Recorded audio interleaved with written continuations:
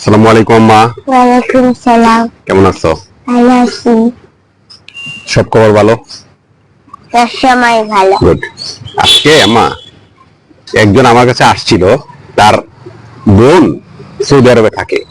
সে আসছিল, সৌদি আরবে গেছে, এখন তার বোনকে খুঁজে পাচ্ছে না। আননোন নাম্বার থেকে যে জায়গায় ভিসা দিয়ে পাঠাইছিল, যার বাসায় পাঠাইছিল, তার বাসায় সে নাই। তো কিভাবে আমার কাছে কেন আসছে? তো দেখছে যে আমি ঢাকায় থাকি, আমার অনেকের সাথে পরিচিত আছে, ভিসা পাসপোর্ট এগুলো নিয়ে আসছে, এম্বাসির নাম নিয়ে আসছে। তারপর আমি যোগাযোগ করছি, মানে তাকে মানে গেছে সে প্রায় 1.5 বছর হয়েছে। 1.5 বছর হওয়ার পরে 6 মাস সব ঠিকঠাক ছিল, 7 মাসের মতো। এখন সেটা ঠিকঠাক নাই। আমি বলছি কি সমস্যা? পরে আসছে, পরে আমি বললাম যে না, এটা তো হওয়ার কথা না। হ্যাঁ, মেয়ে অন্য জায়গাতে আটকে বলে, যে ফোন দিয়ে বলতেছে যে আমাকে এখানে আটকে রাখছে, আমার এনে খাওয়াইতে দিচ্ছে না, আমাকে মারে, আমার সাথে ওইটা করতে চায়, ওইটা করতে চায়। ঠিক আছে, ভালো কথা। তারপর আমি এম্বাসিতে গেলাম, ওরা নিয়ে গেলাম আরে খোঁজ নিয়ে আর কি, শুধু বসাম্মা খোঁজ নিয়ে তার কাছে গেলাম। যাওয়ার পরে ওনাকে দিলাম যে ভাই এই অবস্থা, আপনার এখানে এজেন্সি থেকে ওই জায়গায় সে গেছিল, এখন সে কি অবস্থা, এখন সে তাকে এরকম বাসা নেই, অন্যকে তাকে বেতনও দিচ্ছে না, তাকে খুঁজে পাওয়া যাচ্ছে না, অথবা কোথায় আছে না আছে সেটা আমরা কিছু জানি না। এই ব্যাপারটা একটু আমাদের কিছু কনফার্ম করবেন, ঠিক আছে? তো ওনাকে দিয়ে আসলাম, উনি বলছে যে আমাকে 7 দিন সময় দেয়, আমি আপনাকে সব জানাচ্ছি। ওরা এখান থেকে সৌদি আরবে যোগাযোগ করছে, যোগাযোগ করার পরে কালকে যেটা বললো, তার ভাই আসছে, কালকে যেটা বললো আমি তাকে সেটা জানাইলাম। এম্বাসি থেকে জানাইছে, ব্যাপারটা হচ্ছে যে সে ওইখানে যাওয়ার পরে সে দেশে থাকতেই টিকটক লাইকি টাইকি এগুলো সব চালাইতো, ওইখানে গিয়ে টিকটক লাইকি সব করতো।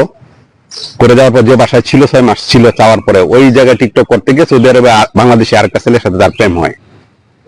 প্রেম হয়ে যাওয়ার পরে ওই বাসা থেকে, ওই প্রেম হওয়ার পরে এই বাসা থেকে সে, হয়তো প্রেমের বিষয়টা এরকম, সে পালাইছে যে ওইখানে ওর কাছে থাকবে।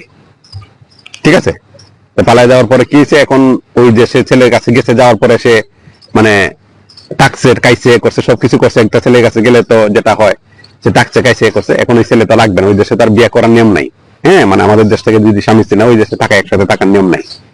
এখন ওই ছেলে ওই জায়গা থেকে, বাসা থেকে সে কি করছে, যে ছেলের কাছে গেছিল ওই ছেলে কি করছে, মেয়েকে ফালায় রেখে সেই এই শহর সাইডে অন্য জায়গায় কাজে চলে গেছে। মানে মেয়ে তো রাস্তার মধ্যে, রাস্তা এই বাড়ি ঘুরে বেড়ায়, এখন তার কাজ পাচ্ছে না। আর যে বাসায় তাকে কাজে দিছিল, এই বাসা থেকে সে আবার ফিরে আসছে এখানে।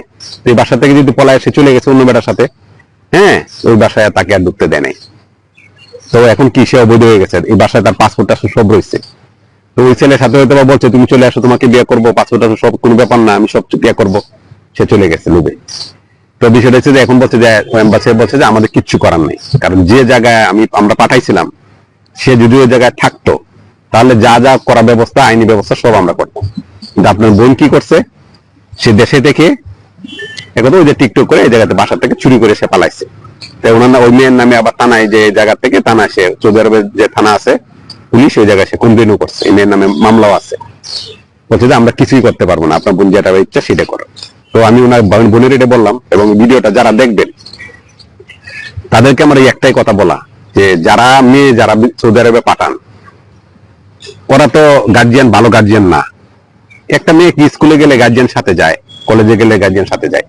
একটা মেয়েকে আপনি একা সৌদি আরবে পাঠায় দিচ্ছেন একটা বাসায়, একা একা, এটা কিভাবে সম্ভব? আচ্ছা, পাঠাচ্ছেন, ঠিক আছে। তো এখান থেকে যারা যায়, মূলত আমি মেয়েরা যারা যায়, যাদের কথা বলতেছি, ওরা এখানে কিন্তু 1টা 2টা 3টা 4টা 5টা বিয়ে হয়, টিকটক করে লাইকি করে, যারা অনেক স্মার্ট। হ্যাঁ, যারা মনে করেন যে 4-5 জন এরে মনে করেন খাবার করতে পারবে, ওরাই কিন্তু বিদেশে যায়। কাজের বুয়া যারা সৌদি আরবে যায়, কারা মিডল ইস্টে মেয়েরা, কোন মেয়েগুলো যায়, এটা তার বলার কোনো বাকি নেই। ওই দেশে আপনি ম্যাজিস্ট্রেট হইতে, যারা ওই দেশে যান নাই, বুঝলেন নাই? তো আপনারা যারা ওই দেশে যাচ্ছেন, যেখানে যাচ্ছেন সেটাতে থাকবেন। আর মধু, মধু সব জায়গায় মিষ্টি, এটা আপনার বাংলাদেশে হোক আর সৌদি আরবে হোক, আপনি মধু খাওয়াবেন, এখানে খাইলে মিষ্টি পাবেন, ওই দেশে খাইলে মিষ্টি পাবেন। কিন্তু যে দেশে মধুর পরিমাণ বেশি, সেই দেশে কিন্তু মধুর মিষ্টি সেরকম থাকে না, কয়দিন খাওয়ার পরে সেটা কিন্তু থাকে না। আপনি কি করছেন, ওইখানে গিয়ে পালাইছেন, আরেকজনের লোক ধরে পালাইছেন, ওইখানে গিয়ে আপনি বাংলাদেশে যা করছেন, ওই দেশে গিয়ে কিন্তু সেম কাজটা করছেন। কিন্তু আমাদের দেশ থেকে যারা যায়, ওই দেশে গিয়েও কিন্তু সেম কাজটাই করে। হ্যাঁ, আর গার্জিয়ানরা কিরকম গার্জিয়ান, আপনার তো বুঝার কোনো বাকি নাই, যে আপনার বোন অথবা আপনার বউ অথবা আপনার খালাতো ভাই আপনি একা বিদেশে পাঠা দিচ্ছেন একটা বাসা কাজের। বাংলাদেশে কাজের বুয়াদের কত সমস্যা, কাজের মেয়েদের কত সমস্যা, অফিসে কাজ করতে গেলে সমস্যা হয়, কলেজে সমস্যা হয়, মেডিকেলের সমস্যা হয়, তখন সব জায়গায় সমস্যা হয়। তো ওই দেশে সৌদি আরবে বেড়ান না, ওদের কি কিছু নাই? আপনার কি মনে হয় আপনি কিভাবে ওই দেশে, এই দেশে ভাই বোন সব টাকার পরেও কিছু করতে পারে না, তো ওইখানে যাওয়ার পরে সে সব করতে পারবে, সব সুযোগ সুবিধা আপনি কত ক্ষমতা পাবেন, আইন আছে। আইন তো কোন দেশে নাই? বাংলাদেশে নাই।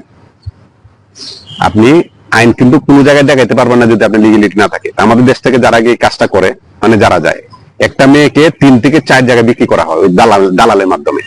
কারণ কি? আমাদের দেশে কাজের বর কেমন হয়? চাকরি দালাল দ্বারা কোনো কিছু হয়? লোক ছাড়া কারো বাসায় কাজ পান, চাকরি পান, কোনো কিছু পান, ওই কানে কি হবে? সিম্পল, সব জায়গায় একই অবস্থা। মানুষ যেহেতু সব জায়গায় একই অবস্থা, আপনাকে সেটা মানতে হবে, মাইনে কিন্তু আপনাকে চলতে হবে। আপনার মেয়ে, আমার মেয়ে, মানে সবার মেয়ে সবার কাছে রানা। আপনার রানীকে ছেড়ে দেন কেমনে? আমি কি ছেড়ে দিব? মানুষের কি একটা পেট চালাইতে, একটা সংসার চালাইতে কি এত কিছু করার দরকার আছে? লুবি যারা চরিত্র খারাপ, যারা 4টে বানানো হয় না, হয় না, আমার টাকা লাগবে, অনেক কিছু লাগবে, তারাই কিন্তু এই কাজটা করে থাকেন। এই কাজটা করবেন না, এটা খুব খারাপ। আর দেশের বদনাম করবেন না। আর একটা মেয়ে করার পর একটা মেয়ে না, যারা ওই দেশে যায় এরা এরকমই। হ্যাঁ, আপনি আমেরিকা যান, ইউরোপে যান, কোন দেশে কিন্তু বিষয়টা এরকম না। সব দেশে কিন্তু সিস্টেমটা আছে, আপনাকে সেটা মাইনে যেতে হবে। এবং গার্জিয়ানরা যারা আছেন, আপনাকে এটা মানতে হবে যে আপনার মেয়ে, আপনার ছেলে, আপনার মেয়ে, আপনার বউ, আপনার বোন বিদেশে কোনো জায়গায় কিন্তু সেফ না। এটা সম্ভব না, এটা হতে পারে না, এটা হবে না। ঠিক আছে? আর এটা আপনার মেয়ে দেশে থেকে যদি এই কাজ করতো, ওই দেশে কাজে করবে না সেরকম না। এই যে আমরা গেলাম, ওনার কাছে আসলাম, উনি আমাকে স্টেট বলে দিচ্ছে, আমাদের কিচ্ছু করার নাই, কারণ আপনিও কিছু করতে পারেন, কারণ এই জায়গা থেকে আপনার বোন পালাইছে। ঠিক আছে? ভালো থাকবেন, সবাই দোয়া করবেন, কিন্তু সাবধানে থাকবেন। ভুল ডিসিশন নিবেন না, জীবন একটাই। সাবধানে থাকবেন। আসসালাম।